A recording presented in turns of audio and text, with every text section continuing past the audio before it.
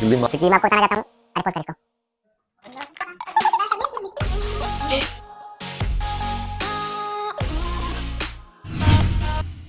Hello everyone, I hope you all are doing well, and in this video I'm going to talk about the most asked question, that it is still safe to come to Russia and problems we are facing here till now.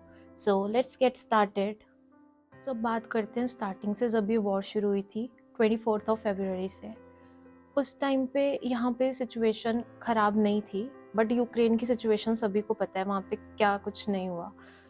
उस time पे हम सब भी बहुत ज़्यादा डर गए थे, एंड हमें इवन हमारी यूनिवर्सिटी ने गाइडलाइंस दी थी कि हम सेफ़ हैं, यहाँ पे कुछ भी नहीं हो रहा।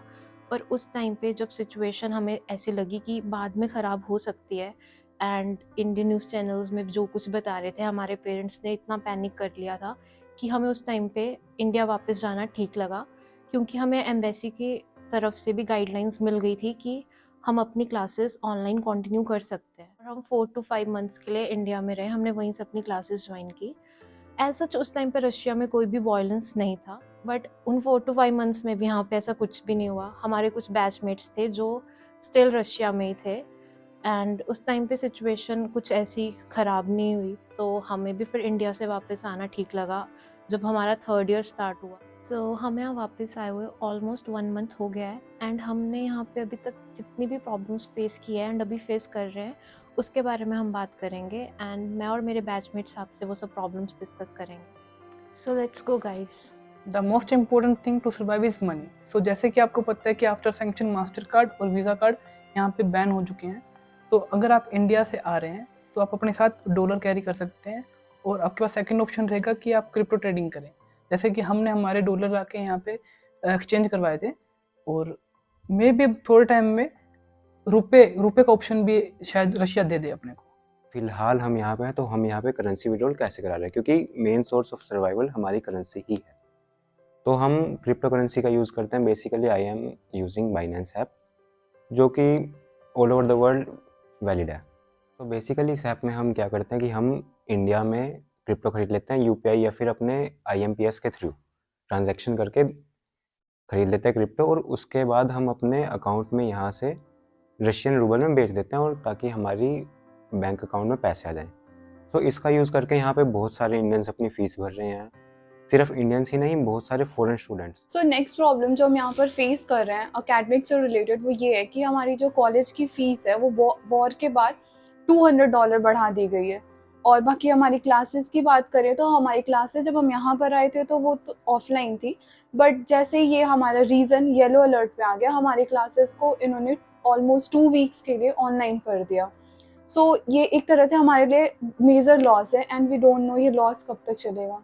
सो जब यहाँ पर वॉर स्टार्ट हुई थी तो स्टार्टिंग में ही रूबल की वैल्यू काफ़ी गिर गई थी, और अराउंड डॉलर्स के खिलाफ 140 चला गया था रूबल।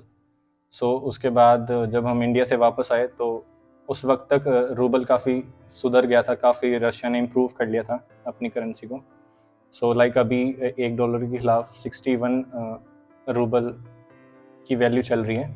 सो लाइक ये हमारे लिए बहुत डिसएडवांटेजेस हैं, क्योंकि उस वक्त शुरुआत में हमें सिर्फ 10,000 इंडियन रुपीज़ में 17,000 मिल रहे थे, और अभी 10,000 पे सिर्फ 7,000 मिल रहे हैं। बेसिकली मैं आपको बताऊंगा कि वॉर के बाद हमें फूड के अंदर किस तरह की प्रॉब्लम्स फेस करनी पड़ रही है।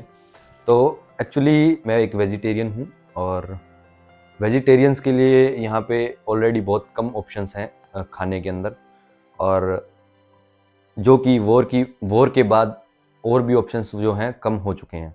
तो यहाँ पे सबवे था, उसके अंदर एक वेज का ऑप्शन मिलता था मुझे कि मैं अगर एक ब्रेड लूँगा तो उसके अंदर मुझे फिलिंग मिलेगी पोटैटोज़ की, जिसे हम यहाँ पे बेसिकली बोलते हैं कारतोश का।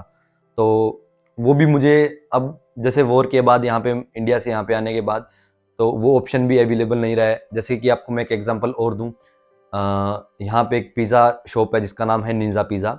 तो उसके अंदर बेसिकली हम एक पिज़्ज़ा को कस्टमाइज़ कर पाते थे, तो वो भी ऑप्शन यहाँ पे बंद हो गया है। और मुझे लगता नहीं है कि वेजिटेरियंस के लिए यहाँ पे बिल्कुल भी ऑप्शन बचे हैं।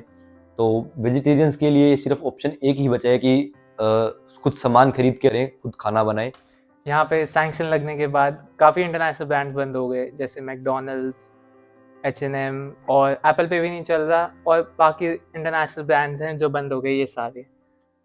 ये सब तो छोड़ो भाई हो, उसके बाद भी हमारा नेटफ्लिक्स नहीं चल रहा और स्पॉटिफाई भी, और आने के बाद हमें इंस्टाग्राम भी VPN से चलाना पड़ रहा है, जिसकी वजह से हमारी सोशल लाइफ बिल्कुल अलग हो गई है हर चीज़ से।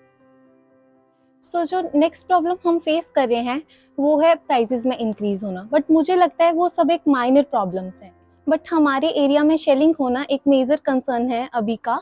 सो जब तक हमारी यूनिवर्सिटी और एम्बेसी हमें ऑर्डर नहीं देती है तब तक हम कंट्री को लीव नहीं कर सकते हैं।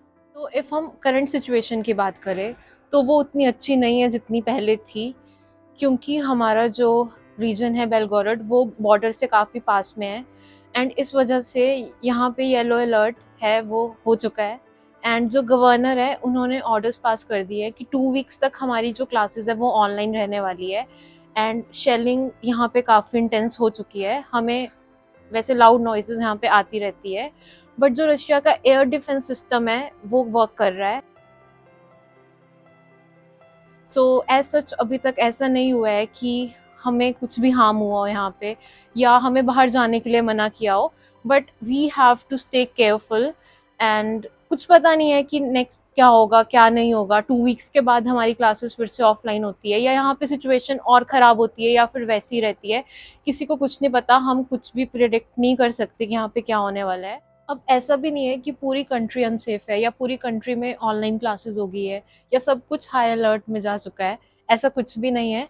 पर हाँ, जो जगह बॉर्डर के ज़्यादा पास है वहाँ पे कंडीशन थोड़ी ख़राब है। एंड आपको पता है रशिया एक बहुत बड़ी कंट्री है, सो कुछ जगह तो ऐसी भी है कि उनको पता ही नहीं है कि वहाँ पे वॉर चल भी रही है। वहाँ पे एज सच उनकी क्लासेस वैसी ही चल रही है जैसी चलती आ रही थी, वहाँ पे कंडीशन हर चीज़ वैसी ही है जैसी थी। पर अब हमें चीज़ यहाँ पे रियलाइज इसलिए हो रही है क्योंकि हम बॉर्डर के पास हैं, as you all know. And मुझसे ये क्वेश्चन भी आ रहा था कि हमें यहाँ पे आना चाहिए या नहीं आना चाहिए। सो आंसर देखो यही रहेगा मेरा कि वो टोटली आप पे डिपेंड करता है कि आप कौन सी जगह जा रहे हो, आप कौन सी यूनिवर्सिटी जा रहे हो, और वहाँ पे अभी करंट सिचुएशन क्या है। क्योंकि हमें नहीं पता कि ये वॉर अभी और कितने आगे जाने वाली है और क्या क्या होने वाला है यहाँ पे। पर जो जगह या यूनिवर्सिटीज़ बॉर्डर के पास है वहाँ पे आना तो सेफ़ नहीं रहेगा।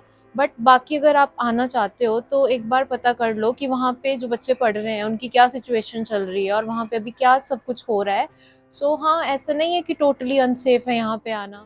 So that's it for this video. I hope I have answered your question, and please don't forget to like, comment, share and subscribe to my channel. Stay tuned for more videos. Goodbye.